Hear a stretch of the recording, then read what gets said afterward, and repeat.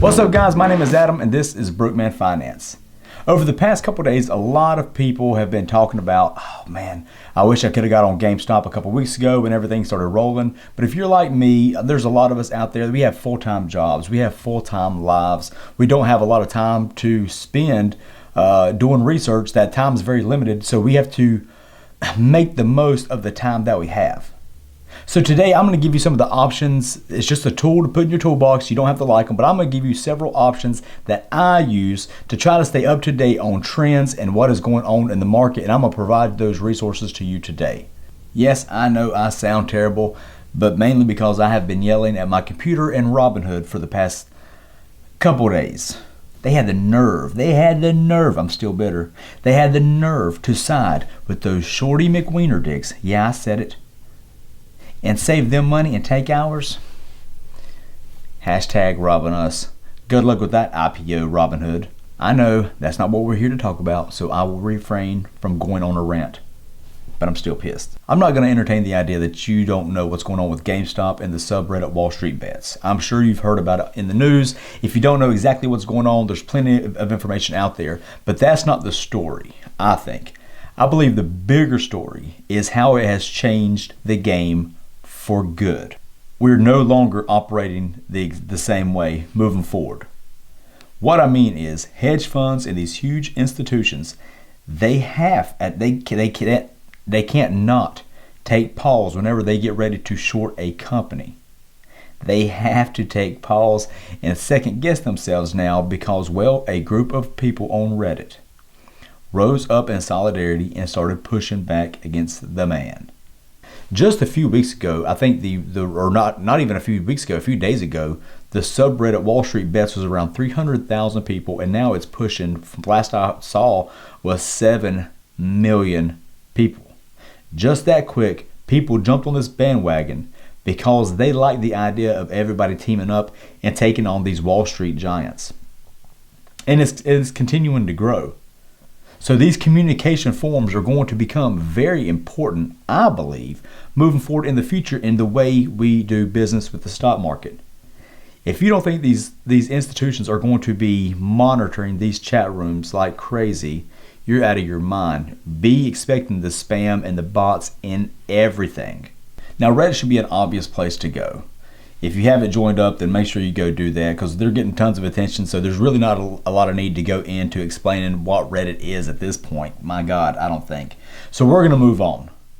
But that's definitely on the list.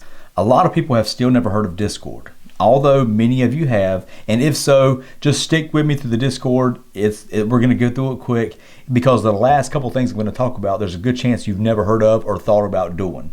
Discord is like chat rooms for lots of different communities and niches. Anyone can create one. A lot of our favorite YouTubers in finance have them. Jeremy Financial from Financial Education and his other 13 channels that are all bigger than this one has a very popular one called Stock Up. It's organized well and it has some great conversations and tips in it. I'm in it as well. JJ Buckner, JT Wealth, and a number of others do as well. And I'm working on getting a Brookman Finance one started now. However, I believe some require you to sign up for their Patreon to get access to their Discord. And if you're interested in that kind of thing, Patreons, then feel free to sign up for mine. I'm adding things all the time. We're trying to build it up now. It's still in its infancy, but I'm adding things like Zoom calls and portfolio reviews, of course, for entertainment purposes only. I am not a financial advisor. Not today, ISIS. But you can get a lot of great information and tips from a good Discord group and really from a good Patreon too. A lot of these guys that's made a lot of money on this GameStop play, well, they were talking about it in their Patreon that they were going to be making that play.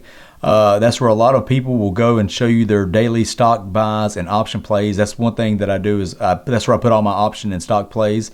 And you can see what some of the biggest names, not saying I am a big name, I'm not whatsoever, but what some of these bigger channels are doing on the daily. So you can get a lot of good information and tips from that. The next on the list, and the one that you may not have heard of yet, is, and I kind of like that because it has a feeling of getting in on the ground level, like as if imagine getting in on the Wall Street Bets whenever it was just a few thousand people. you would be, at this point, you would be an OG of Wall Street Bets, right? And you'd have been in the know on the GameStop play. Anywho, but the one I'm talking about is Stock Whispers. Stock Whispers is similar to Discord as far as conversating about the market in different chat rooms, but the difference is, and two of my favorite things about them that is different than other platforms is, well, first off, let me mention this. It's on Telegram, and they have a trading indicator, okay? But the two things that I'm talking about that I like is the daily breaking stock news. There's a lot of times that I'll just pick up my phone and look and get a notification of something breaking in the stock market. It's not like an overwhelming amount like you would see if you turn on notifications for every time somebody mentions something in the chat. That's not the way it is. It's sent out by the group at Stock Whispers. There's a lot of things that's came across my phone that I don't see in Seeking Alpha or some of these other places that I use for my research or whatever for a couple hours. So there's been a lot of plays that I've made based on that breaking news that I get right then on the spot. And the fact that it's coming across my phone like that, I don't have to stay online scrolling all day waiting for something to happen. I don't have to stay on Bloomberg or the Wall Street Journal, whatever. I can just get the breaking news as it happens in my phone. It's actually pretty damn handy. The other thing, and probably the thing that brings me more profit than anything else, is their option alerts. So they have an algorithm basically that alerts on certain option plays, and from what I understand, they claim anyway that 80% of them bring like 30% profit. So I have a full-time job. I can't research option plays all the time. So it is very handy to be able to just to pull up and see like, okay, here's a list of what they feel like are decent option plays, and then I can go research those plays if I want to, and it just kind of narrows down the amount of work that I've got to do. And there's been a lot of plays that I would have never even thought to look at because I'd have been looking in a completely opposite direction, but I like that it drives me down that avenue. That's just the two things that I like using this app. They have different chat rooms they have one for YOLO plays. Not that they advise YOLO plays, but people seem to like it, right? They have stuff for long-term investing, which apparently their long-term advice and picks are doing well and beating the market. So it's like you have these advisors plus everybody, all the regular people in there too, conversating. It's actually a pretty cool deal, but it does come along with a price. But from what I found, I have made my money back on probably just on one option suggestion that they've had that I've taken, and plus not even including the breaking news, but typically that pays for my monthly subscription anyway.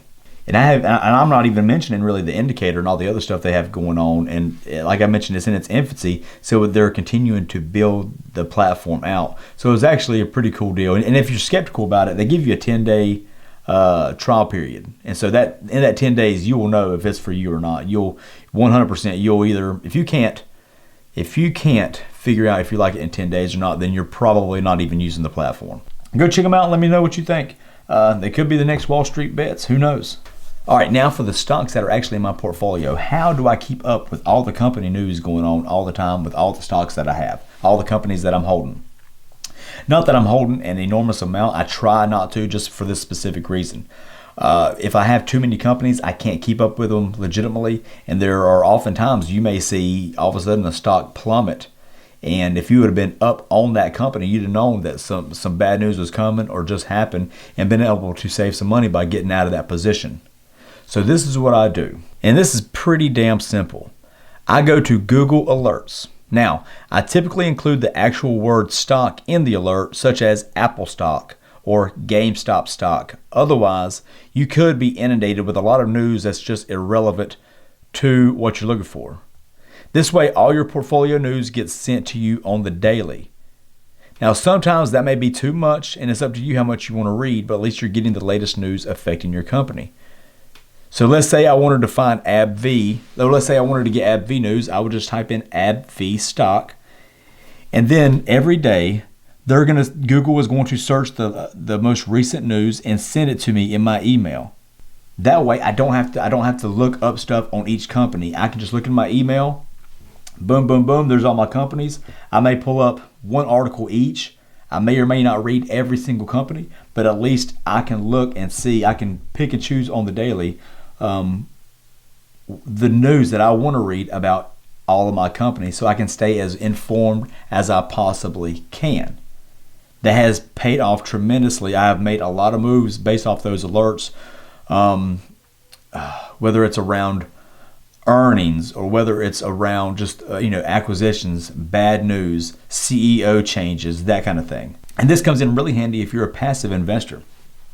Let's say you're that really passive investor. You have some money in a portfolio, and let's say you have about 15 companies in that portfolio, and you just dump money into it. You really don't pay attention to what's going on that much. And then because you're not really paying attention, all of a sudden one of your companies takes a shit and that share price just drops to nothing. Now all of a sudden it's a $2. Now it's a penny stock, okay?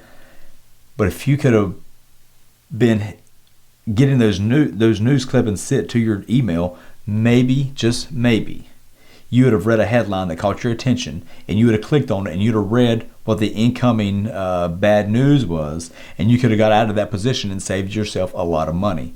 It's just a very simple way to keep up with the companies that's already in your portfolio. That's it. Reddit, Discord, your favorite people that you really like. Find some. There's all kinds of Discords out there. Stock Whispers is one that I use a lot that I feel like is going to be as an up and comer. And then just to keep up with whatever you got, Google Alerts. Those are my 4 tips. Those are the 4 things that I use on the reg to try to stay up to date with the trends, my own stocks, and what's going on in the market. But let me know what you think in the comment section below. I'd love to hear your thoughts. I hope you subscribed and liked the video. As always, I hope those stocks start to get a little bit greener than they have at the end of this past week. I hope you guys stay safe and everybody out there takes care.